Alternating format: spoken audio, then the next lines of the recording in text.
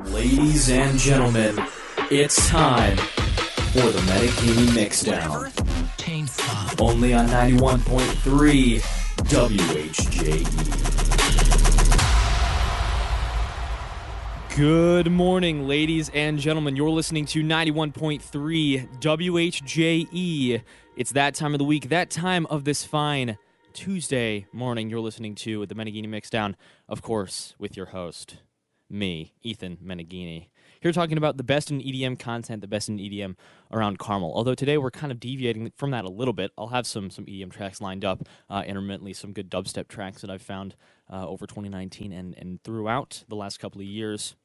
But I'm going to be interviewing a special guest today, a great friend of mine, a rapper, and possibly aspiring producer. We're going to be talking about that as well. But one thing before we jump into the first track on the track list, a lot of releases that I'm excited for coming from some different artists in the EDM scene that I'm excited for coming up in the future here. Christian, an aspiring trap artist that I've talked about numerous times over the show in the last couple of weeks, releasing a full mix chock full of unreleased tracks that he has yet to put out that I'm excited for him to possibly release throughout the year. The mix being titled Chrome Dimension, coming out today. I'm excited for that. Definitely going to listen to it, give you guys my take on it in the next couple of weeks, depending on what I think about it. Nasty, another trap artist, more aggressive trap artist, releasing an upcoming single. The pre-save was announced yesterday or the other day and should be coming out soon, sometime this week, I think, if not by the end of January. I can't remember what the release date was. And then Moody Good is somebody I've talked about a lot, one of my favorites, I would say, in the dubstep scene. His upcoming Goofball repackaged EP, of course, coming from his Goofball EP that he released last year. I was more excited for it because I thought it was going to be some additions to the track list, but it's just a remix EP of his original Goofball EP, which is why I had put it down, and now I'm like less excited for it because remix EPs I don't really find a lot of content in those.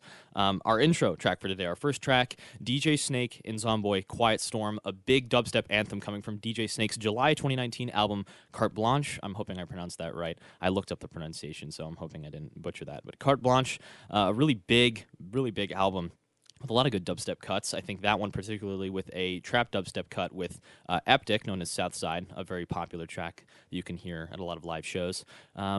Just a lot of more trap dubstep tracks, some anthems to fit with our interviewee and the rap genre. Just trying to keep it EDM while also blending in some other elements here. So, of course, first up on the track list, this is Quiet Storm featuring Zomboy by DJ Snake.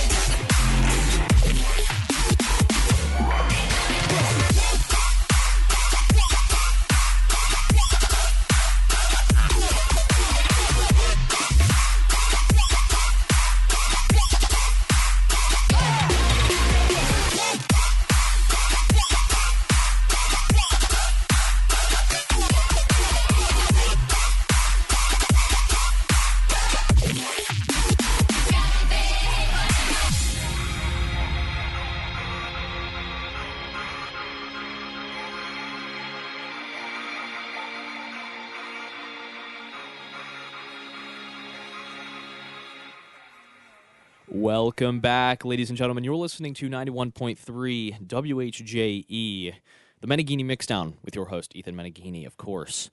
Running down the best in EDM music, the best in EDM content, but we're not doing as much today. I have an interviewee today that I'm going to be interviewing, a great friend of mine, rapper TKM, right out of Carmel High School, otherwise known as to me, Choi, or Elijah Choi.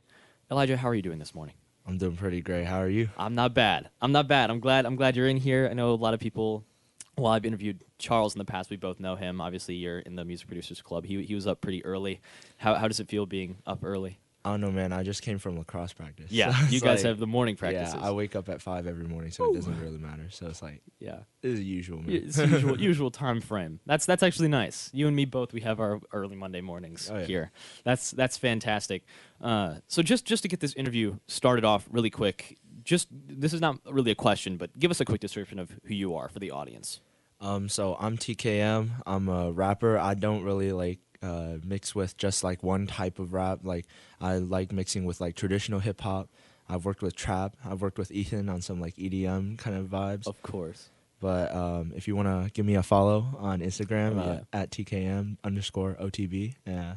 Oh yeah. Hit that follow button. Oh yeah. Yeah, we definitely have collaborated in the past. Things I have not talked about yet on the live show, of course, because we're still tweaking things. We're still running through those, obviously, but of course, rapping, all those different subgenres.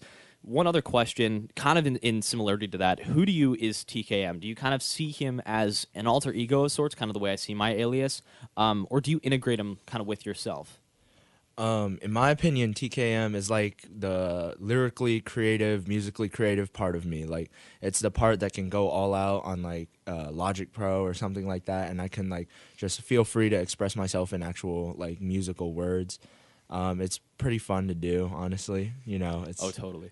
But I feel it in a part of myself, but it's not like exactly my full identity. Like I'm not wrapped up in just TKM. Right. And you said Logic Pro for the audience. That is a type of production software, audio production software. Are you dabbling into production, audio production? I kind of am, yeah. It's hard to be like a big mainstream rapper like without like not knowing your way around like a console or stuff like that. Especially like if you're like Rich the Kid, that kind of stuff. Like he makes his own beats, he can produce, and yet he's still like one of those big name rappers. So. Right. I mean, tons of rappers that I listen to do a lot of their production stuff. I know Travis Scott has very, very unique production. He does a lot of that himself, right? Yeah.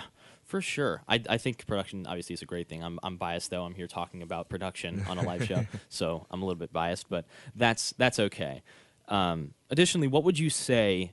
I guess talking about being a rapper and doing that artistic side of things, what would you say about what you do has been your favorite thing so far, or what is your favorite thing overall? Ooh, I gotta say it's working with like great people like you, like Juwan. You know, they all like.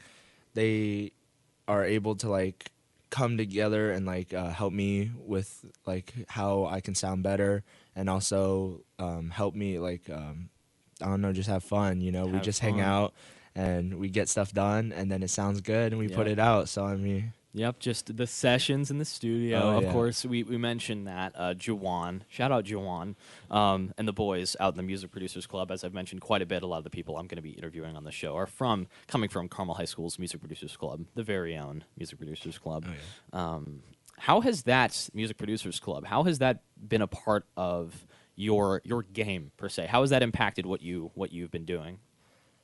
It's definitely opened my eyes and like different perspectives on music. I didn't know that there were like as many like diverse music tastes around Carmel High School. Right. Like, and I definitely did not think that there would be this many like producers. I totally agree with that. Yeah. You look around, and when first day of Producers Club, you show up, and then there's like another rapper. There's like 3 EDM producers. Yeah. We got like a couple like hip hop trap artists. We got like so many people, and it's cool to see. It really is cool to see. And when they like give in input, you know, as like, hey, you know, what if you tried doing like this flow, like ba da da da da da, right? And then it's like, oh, that actually might work, you know? Yeah, different insights. It's pretty cool, and it's really helped shape like my lyricism too, you know? That's good. That's really cool. Do you like those sessions that we have? Obviously, like it is one of my favorite things to be able to talk to people about music, especially music production, because I'll tell people about music production that don't know anything about it, and they're like, "What are you talking about? What are you saying to me?" But obviously, going to Music Producers Club, it's like almost like a fourth home, I would say, of many places that I like being to talk about things. Is that a really fun experience for you? Oh yeah, I mean, just sharing ideas. The jelly donuts don't help, but it's like the donuts. Yeah, that's true. You show up and it's like a community, you know. It's like everybody has that shared interest, and it's great to see that. You know, there's like a lot of places in Carmel High School where like people have like diverse interests, but you know they don't know each other. They don't know that they have those shared interests, and then you come together and you're like, oh, I didn't know you like that. You know, it's like that's kind of cool. Now we have something in common, so it's. You know, it's a great time to have fun and like get to know people who have the same interests as you. Right. Yeah, that's definitely true. Have you kind of discovered almost like new subgenres or new genres and things that you might want to dabble in, new things that you're interested in from Music Producers Club? Yeah, actually. So you know Joel Nah, he sits around sometimes. Of course. Yeah. Of course. So sometimes he did like lo-fi kind of stuff. Yeah. And I was like, wait, dude, I could like overlay some lyrics on that. Yeah. And it would actually like sound pretty good. So it's like you don't hear like a lot of lo-fi rap. Like that's kind of weird when you think about it. But when you hit up like certain people and they're like, oh yeah, you know, I can make this work. Yeah. And then it's pretty cool. Right. You know? Yeah. I agree. It's cool to see those different perspectives. Music Producers Club, obviously one of my favorite places to be. Love those guys. If any of you are listening, thank you for listening. Obviously. Might interview some of the other guys in the future. Or one thing I've been interested in doing is having just a group meet up here. Like on the live show, obviously if 4 of them are willing to get up that early, we can have, 4 of us on the host chair, something of the sort. Have a big group discussion, of course. That might be Producers Club podcast going. Podcast, yes, sir. That's okay though. We're gonna jump into the next track for the song break. Space Laces and Getter Choppas, a hard-hitting cut from Space Laces Overdrive EP. Really just some crunchy space bass that is evident of Space Laces' unique sound design, combined with Getter and that hip hop beat that you can kind of hear the aggressive trap tones coming from this track. This is Choppas by Space Laces and Getter.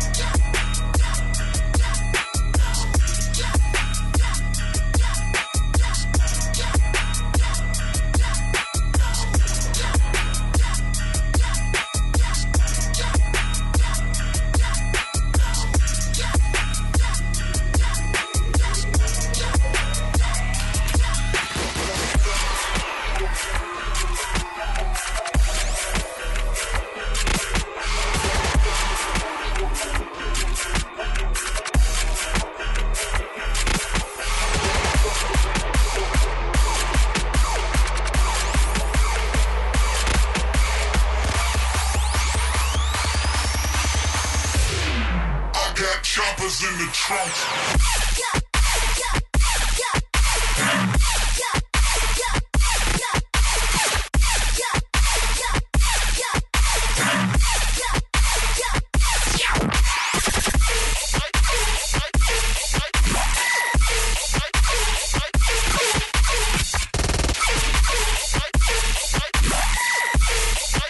Full clip, I'm busting everything.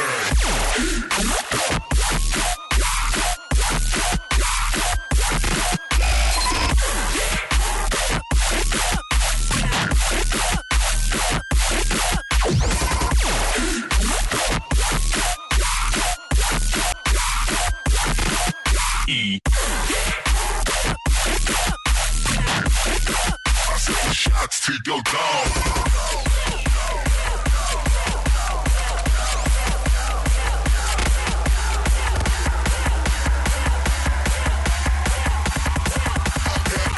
In the trunk.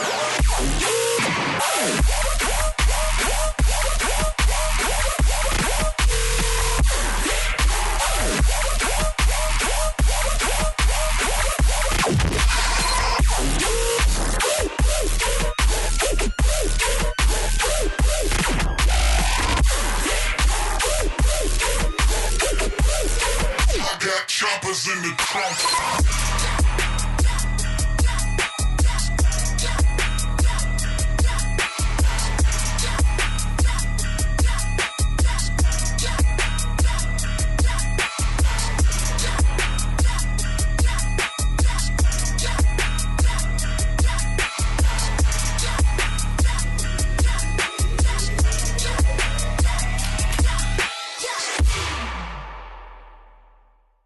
That was Choppas by Space Laces and Getter here on 91.3 WHJE, the Meneghini Mixdown, typically where me, Ethan Meneghini, will break down the best in EDM content, the best in EDM around Carmel, as evident of my typical live show and obviously the songs that you've been hearing so far this morning. But today, I'm here interviewing local rapper from Carmel High School, TKM or Elijah Choi, a great friend of mine, I call Choi. What's good? What is good? How are you doing so far? Have you been like in the interview, like in the studio? How's everything been going? It's pretty hype, bro. I mean, I agree. Yeah. I'm obviously in here every morning, so I might be a little bit biased. That's okay. Though we're going to jump into some more specific questions. I think this side we're going to be touching more into rapping specifics. I think more or less. But diving into those specifics, what does your songwriting process look like for a song? I mean, go in depth with this because I go in depth with a lot of the music stuff here on my show. Going pretty in depth if you want to. So basically, I get a beat, like whether somebody sends it to me or whether I go out looking for it and I just hear it and I'm like, oh man, that slaps, Right. So I look at it and then I listen to it like maybe like 3, 4, 5 times without like thinking of any lyrics. Then I listen to it like another 3 times, but I like mumble over it. So I'm like, right. I get a flow. Yeah, I get a flow for it. And I'm like, oh, okay, so that works. And then I start breaking it down. So I go like 10 seconds into the drums, and then I like put lyrics for that. Yeah. And then I rewind the song. I play that 10 seconds. I go 10 seconds further, right? Rewind. Yeah. And I just do that like until it's like all done. So you have a process. Yeah, it's like a musical suicide, It's like run back and forth. Yeah. Oh yeah. That reminds me of tennis practice over the fall break. Oh boy, the exercises we did. Tennis. I think that's kind of a unique take on that. Obviously, I have never really dabbled in lyricism or writing lyrics. I've tried. Nothing has really ever fallen through in my own personal projects, but definitely, I think that's a really unique take on it. I think that's a pretty interesting way to go about writing lyrics. When writing those lyrics, is it a long process? It's a long process. How long does it typically take? If I'm really feeling it, maybe like 2 hours. Oh wow, that's a while. If I hit a brick wall, then it could take me like weeks. Yeah, I mean I guess that also makes sense. I've known that many artists. I know Lil Peep is somebody that I listen to quite a bit. A lot of people say that his best tracks that have popped off like the most in terms of stats and what people listen to, he's written them in like 30 minutes or less. They've just been like spin-off tracks that that have ended up doing really, really well. I think like Star Shopping was written in like 15 minutes or something like that. Yeah, it's like every artist has like those strokes of genius, where they like just get an idea and it's great. And they that's what keeps them going. It's like that 30 minutes of just straight, just writing lyrics. Like they don't even stop. Right. Like they just go for it. And then it's genius. Yeah. Do you find that you have moments like that? I do. A lot less than I should. But yeah, I definitely, there are times where I feel like, oh, that works, and then I write it down and it ends up becoming a song within like the next hour, Right, so. right. I guess that's definitely true. I can kind of see that in production as well. So that's definitely evident there. When writing lyrics, do you ever integrate real life events that have happened to you or that have touched you in a way into a song? Do you integrate those into your lyrics? Kind of. It's really subtle, I don't want to be like, oh, I gotta be in a math. Yeah, it's like that's not what I'm trying to do. I'm trying to like, kind of slide it in there in like a way where people could like maybe think, like, hey, did that actually happen to him? Or like it's a metaphor or something like that, and people like think about it, But I'm not trying to, go out and just be like super like, straightforward about it. Right. Yeah, I guess that's something that I look into a lot in terms of lyricism. I think that's always something that catches my eye. Do you like having kind of those really smart lyrical plays or, like you said, metaphors or things that you have to get people thinking? Do you like doing that? It honestly depends, you know. Yeah. Sometimes when I look at it, I'm like, I'm feeling like, you know, J. Cole type vibes today. Right. Like Kendrick, you know. Yeah. I'm like hop on and I'm like, all right, I'm about to write like the most lyrically genius thing you've ever listened to. Yeah. And then there are times where I'm like, I'm gonna talk about, you know, just something simple. Yeah, just something simple like a car. You know, I think a lot of rappers do rap about cars now, so that makes a little bit of sense. Yeah. Are there any songs from other artists that have inspired your work of your own? I guess they could be songs or possibly artists. Starting off, it was probably really heavily influenced by like J. Cole, Kendrick, you know, like those. Right. And then I started to like put a little bit more Drake influence in. So like if you listen to my songs that are out right now, you can kind of hear like the just, you know, spoken kind of feel to it. Right. But as of late, like I've started to really get into like Boogie with the Hoodie, you know. Oh yeah. That kind of stuff, like Travis Scott, oh yeah. Juice WRLD, R.I.P., you know. Right. But it's so you can like if you listen to like any of my unreleased tracks, like you can hear kind of like that singing kind of like really auto-tune. You know, right. It's pretty fun. So it's like I totally agree with that. You know, that's kind of a thing that I think a trend that's been going on is a lot of the auto-tune. Obviously, that's been a thing for a long time. Mm-hmm. I think probably even since like bling rap was like a really big thing. But like, do you think that the auto-tune is something you're ever going to dabble into? Because I know a lot of the tracks that we've worked on have not been auto-tuned, or just the two that we've ever worked on so far have not been sort of an auto-tune type thing. They've just been straight you going over a beat or something that I've worked on. Do you think the auto-tune or maybe vocalizing with harmony, stuff like that, do you think that's going to be something you're going to go down? Maybe if I get better at singing. Right. Because right now my voice sounds awful. Like I try to hit a pitch and I'm like, ooh. Yeah, that's not. We're going to need some hard auto-tune on that. Yeah, so it's not going to work. Yeah, I totally appreciate that. That's something I can understand. Specifically speaking, on songs, going deeper into that, are there any lyrics that you've written that you're most proud of? Probably. Yeah, it's an intro. Yeah. So intro I wrote when I was like kind of, you know, like feeling like a little like trying to motivate myself. Okay.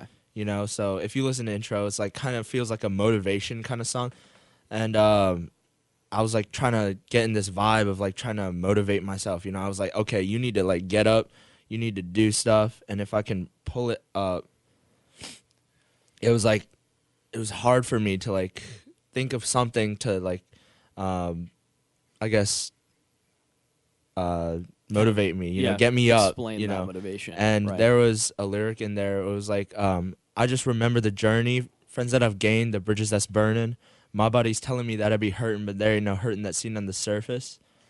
And when I said that, it was like kind of me saying like, hey, you know, like I've gone through a lot. It's only 17 years, right? But like, still, it's a good amount of time to like see friends and make them, and then some friends who break that friendship, and sometimes it's me who accidentally breaks that friendship, you know? Right.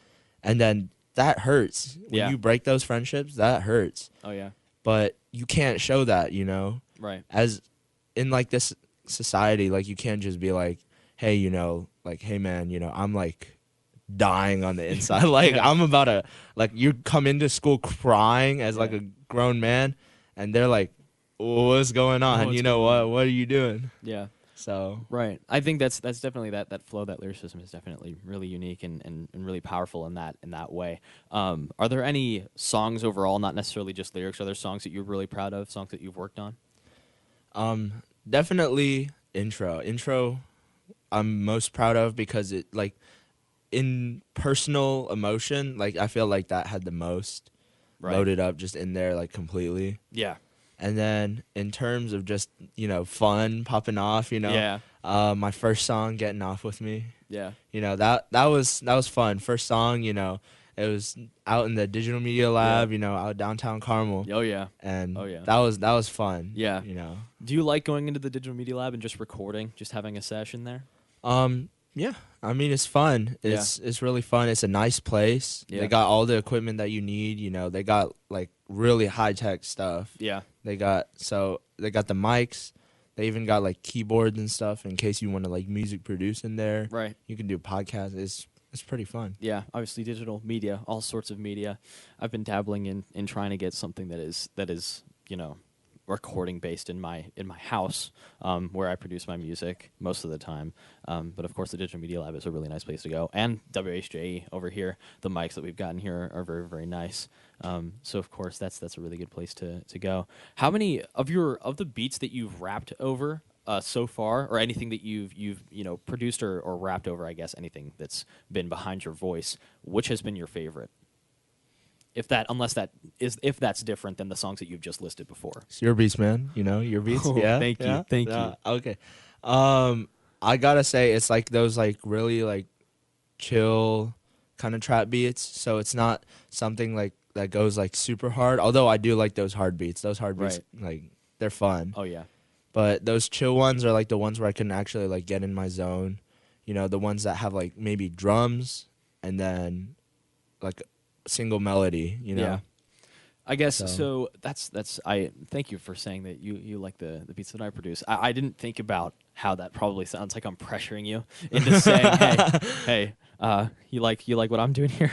I didn't think about that, but that's okay. Thank you for those kind words.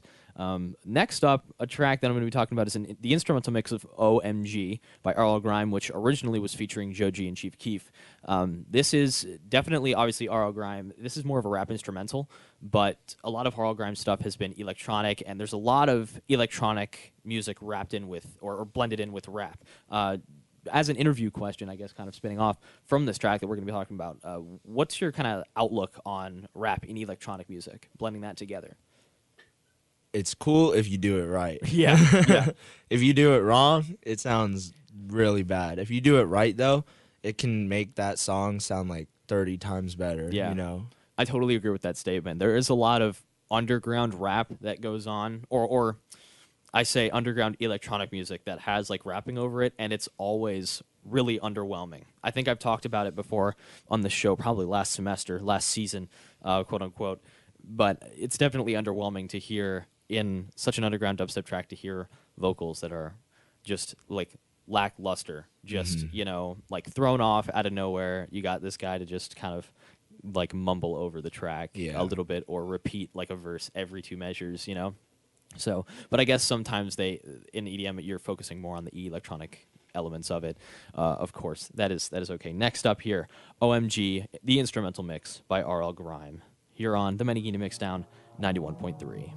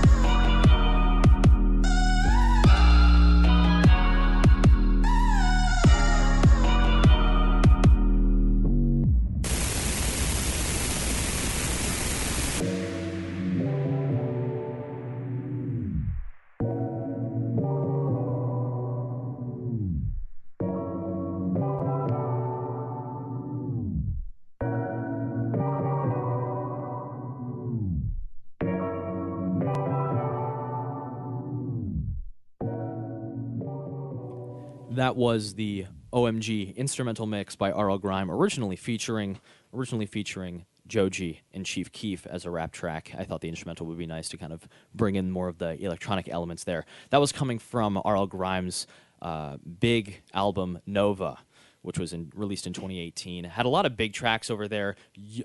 What am I thinking of? UCLA, really, really popular track. Another one that also has a very similar number of streams on Spotify. Big album coming from R.L. Grime.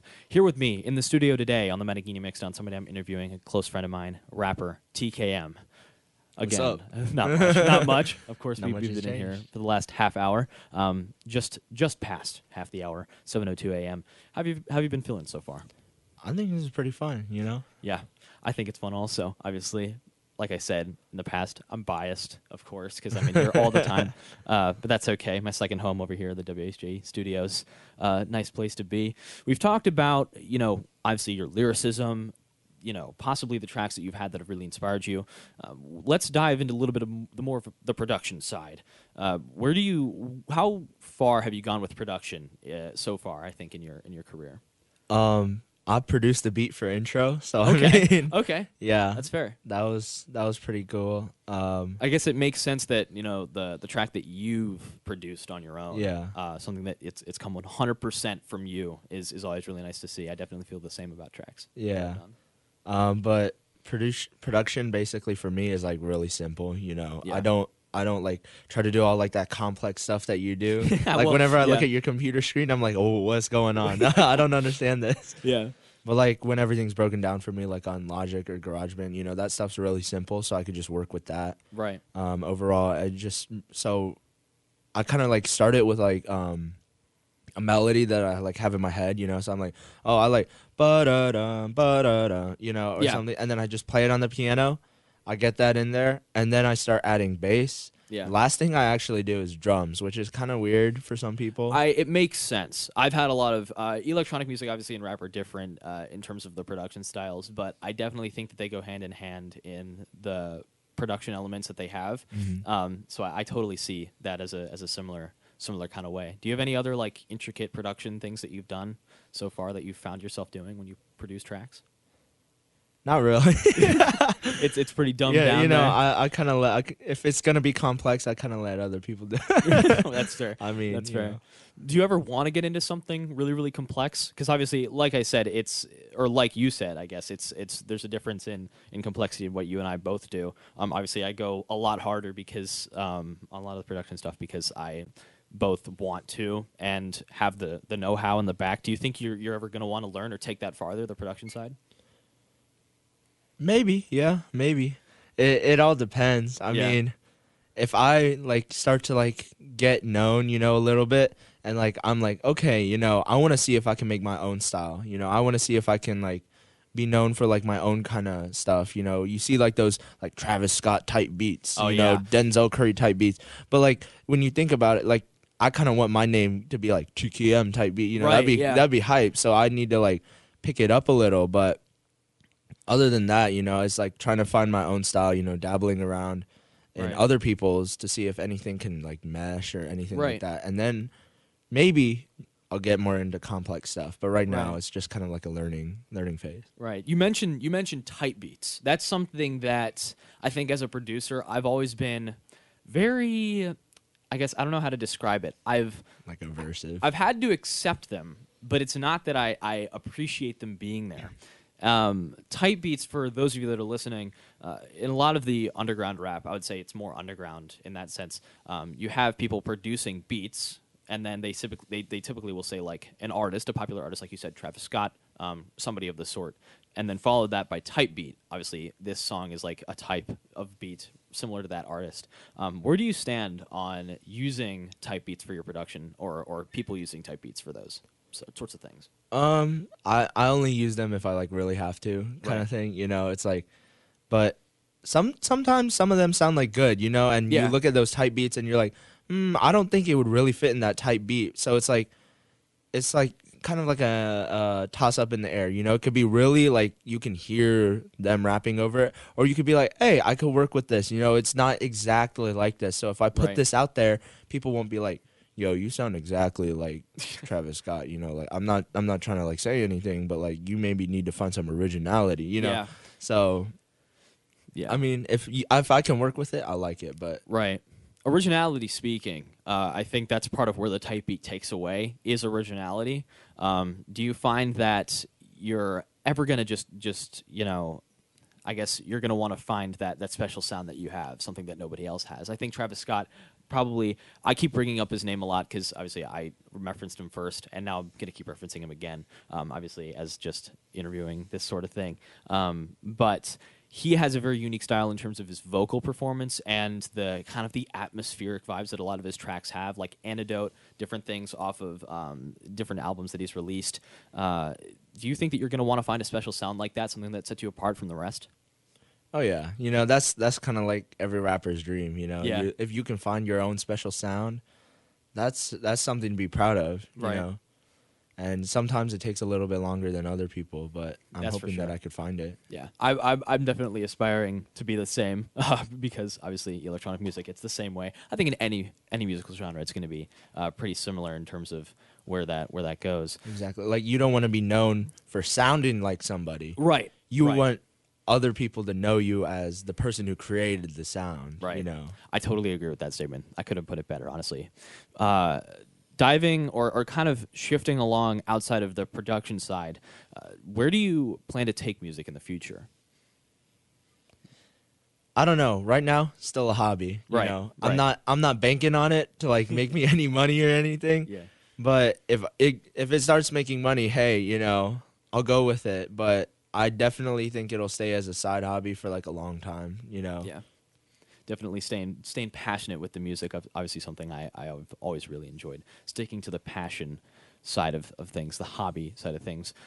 How do you feel getting involved in rap has been in Carmel, in a scene where a lot of the music here is mostly pop oriented, mostly like radio pop and just the pop genre itself? How do you feel how's it been like kind of finding an audience here? Freshman year, really hard. Like, Yeah. People are like, ew, you listen to like, 21 Savage, like he's disgusting, And now people are like, the music scene, I feel like you said, like the really pop, I felt like that was a while ago. Now everybody knows who Travis Scott is. Everybody knows who like Migos are, Yeah. And so it's not that hard actually now to like find people who want to listen to new rap.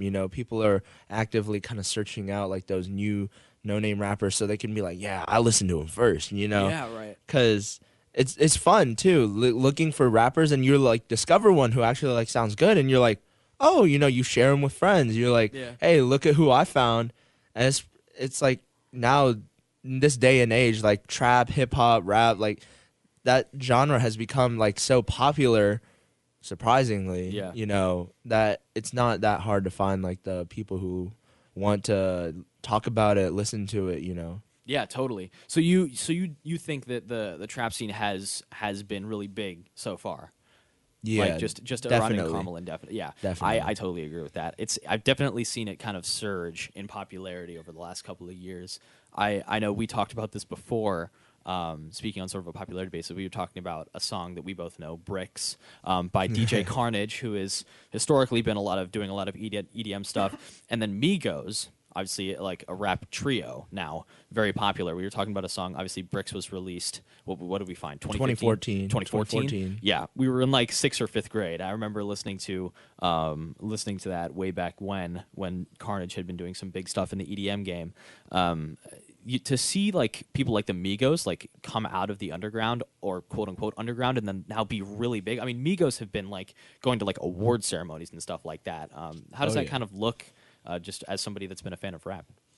It looks pretty good. You look at it and you're like, finally, like the people who I respect kind of like get everybody's respect now too. They're being like treated celebrity status. Like you see them on magazines now. Yeah. You see them on like news talk shows. It's like they're basically, you look at them and they're like treated like Taylor Swift or someone like that. And it's crazy because you wouldn't expect that 4 or 5 years ago. 4 or 5 years ago, you would have been like, rap, ew, you know, that's for like, you know, kind of like those weird people, you know.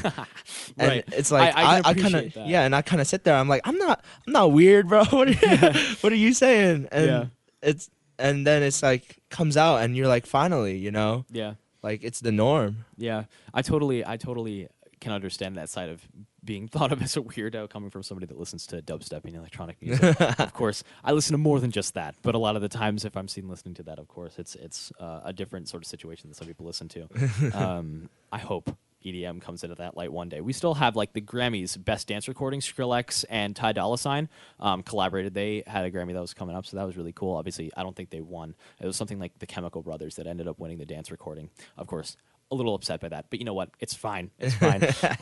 Are there any rappers that you would kind of consider to be, you know, quote unquote underground or haven't really been discovered that you hope to see kind of shine in the future? I actually put one on my Spotify playlist like maybe a couple days ago, and I listened to a lot of his songs all of a sudden, and he's actually really good. His name's Ozzy Sparks. Okay, I haven't heard of him. Yeah, he made this one song that like actually sounded like fire. I was like, okay, you know, this dude goes hard. So, and like Good Morning Tokyo by Tokyo's Revenge. I heard that. I've heard of him either. And then I started like playing through all of his songs. I'm like, oh, this dude is actually like pretty hype. It's like if what's his face? X tried to rap Denzel Curry. Yeah, X but it's Denzel like Curry. All those guys like underground. I hope that all the underground guys like go big someday. Yeah. You know, that's my ultimate dream, because that means that I might go big someday. Right, because you like, consider yourself in that spot. I want those people to succeed. So I can't say like single artists, but like those are a couple of them. Of course, of course. Next up on the track list, of course, coming after these tracks, another one. Insides by Virtual Riot. This is a track that I've talked about before, coming from Virtual Riot's 2019 EP called Save Yourself. I thought this one might be good to play because of the trap influence that it has, kind of the slower tempo that we've been listening to today, and just kind of fading out with this you know, very somber kind of almost instrumental with a lot of very, very unique almost piano tones. I think, Choi, this might be something you might be interested in this second half of this song. First half, obviously, more aggressive EDM, but that's perfectly fine. Up next, Insides by Virtual Riot here on 91.3 WHJE.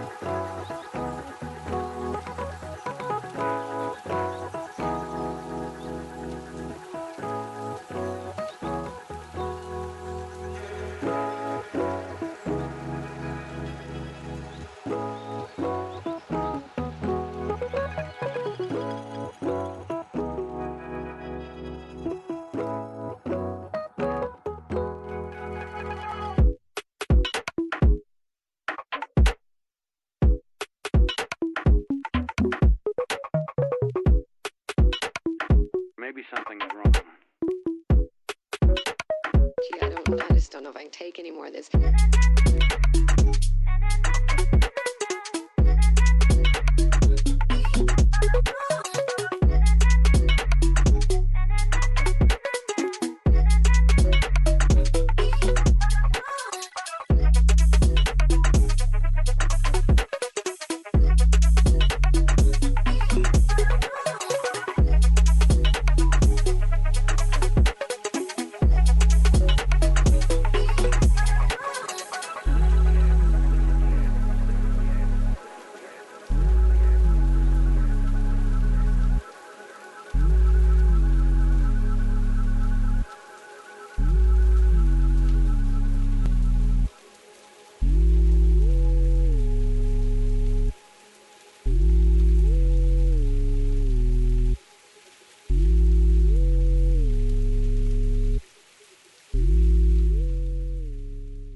That was Insides here on the Meneghini Mixdown 91.3 WHJE Inside Their Virtual Ride. A beautiful outro with the instrumental, a really great outro to his album Save Yourself, the EP coming from 2019, released to Disciple Recordings.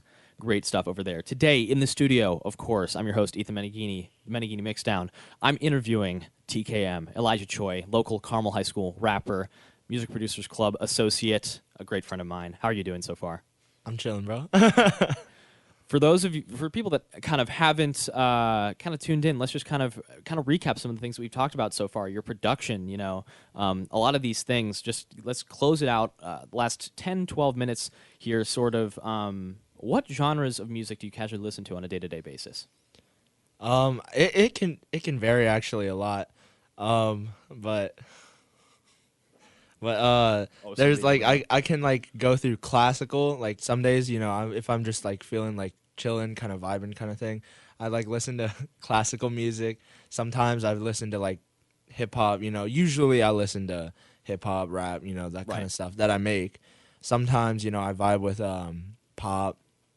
Sometimes even like country. Even though like sometimes like that sounds kind of weird, you know. Right, you see like a big burly Asian kid walking down the hall. Oh yeah, bro, I listen to country. Yeah, it's like, okay.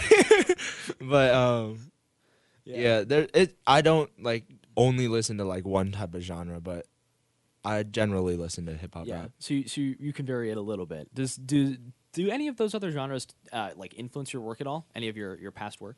Kind of like for classical. Definitely influences like my chords kind of thing. Yeah, you know, I listen to it and like I hear like a really nice like solid chord just being played and I'm like, oh shoot, that's actually really nice. So I like take that into account, even though it's like a super complex chord, you know, classics. Right. And then the music theory side of that. Yeah, country, it's like, you know, the guitar kind of thing. If you like hear a cool guitar melody, you're like, oh, that's kind of nice. Or, you know, like the sometimes even like the flow of how they sing kind of thing. Yeah. It's actually pretty nice. And then hip hop rap, of course.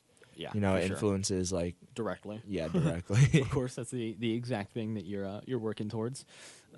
Besides rap and hip hop, like you've talked about, even possibly country, although dabbling that as a rapper might be different. But are there any other genres besides rap and hip hop that you might consider diving into or dabbling in a little bit? I brought this up before. Like I talk about lo-fi, like a strange amount for a rapper. Yeah. But like if you look at my Mac, like how much stuff I have on there, 90% of it is just lo-fi beats. Like I like just crank it out, you know. And I like lo-fi honestly just because it gives me like a chance to like chill out from like that, you know, hardcore like going hard rap kind of thing. So yeah, I mean, I totally agree with that. I mean, lo-fi, it's really unique. A lot of the things I had been looking at some lo-fi stuff online when I was really into that. I think like freshman year, I think I was diving really deep into that sort of thing. But like just the sampling that a lot of producers in lo-fi do, like they actually take like vinyl records. And they kind of scratch things around. They have analog systems doing a lot of whole crazy things. That stuff is really complex. It's almost at a certain point, it's beyond something that I know. A lot of things I can tend to connect, but those, I mean, things like that almost go beyond me. Do you want to get into that kind of organic sound? Is that something like even producing it down to that level? Would that be something you'd be interested in doing? Oh yeah, dude, it's pretty cool. You know, you listen to it and you hear like sometimes like you hear like waves like coming through, like actual like literal like ocean waves, you know, coming through the soundscapes, and you're like, oh shoot, you know, that actually like flows in really well. Yeah. And something like that, kind of like natural, like nature kind of thing, or like sometimes even just like that calm undertones in lo-fi. It's like something that I'd be really interested in doing. So. Yeah, those ambient vibes that the lo-fi producers always set out to achieve. Obviously, on the show, of course, I talk about EDM music, the best in EDM in Carmel, as I typically tend to say in my intros and transitions. We talked about this a little bit in the or earlier in the show, where the hip hop scene stands. Obviously, electronic music is super sparse here. It's pretty hard to come by people that listen to EDM as much as I do, or as much as the Voice of the Producers Club do in EDM. Where do you think the rap and hip hop scene stands now? Right now at Carmel High School, I have to say, like I said earlier, it's exploded, you know, and I think you can't like pass by someone in the hall who hasn't heard of at least one rap hip hop artist, you know. That's true. Like if I walked outside of this room right now and I grabbed somebody out of the hallway and just been like, "Hey, you know who Travis Scott is?" Probably 9.9 out of 10. Yeah. You know, right. They'd know. Right. So you would consider it pretty big so far. Oh yeah. That's I think that's really nice to see the variance in genres. Although it's almost like binary at this point. You have like pretty much a huge rap scene, and then like everybody else that listens to like pretty generic like indie or alternative pop stuff. Kind of some of the stuff that we listen to over here at the station. Although I set us apart a little bit. Electronic music, of course, varying it a little bit there. Out of all of the artists that you listen to, I think diving into your more casual listening, your musical interests, of all the artists out there, who would you be most inclined to collaborate with? Ooh, I think there are two that I'd have to say. Like you could say a dream collaborator. Yeah. Dream collaborator. Number one is J. Cole. Okay. J. Cole's crazy lyricism, you know. He's like apparently like super chill to work with, so it's not like I'm diving into some like crazy dude, you know, trying to like work with some like huge egomaniac or something. Right. And number two would be Boogie with the Hoodie, just because I love him. Like his like sound, his vocals, his lyrics, you know, it's just like wow, you know. Yeah, right. Are there any others? Maybe your third favorite. Third? Yeah. Ooh.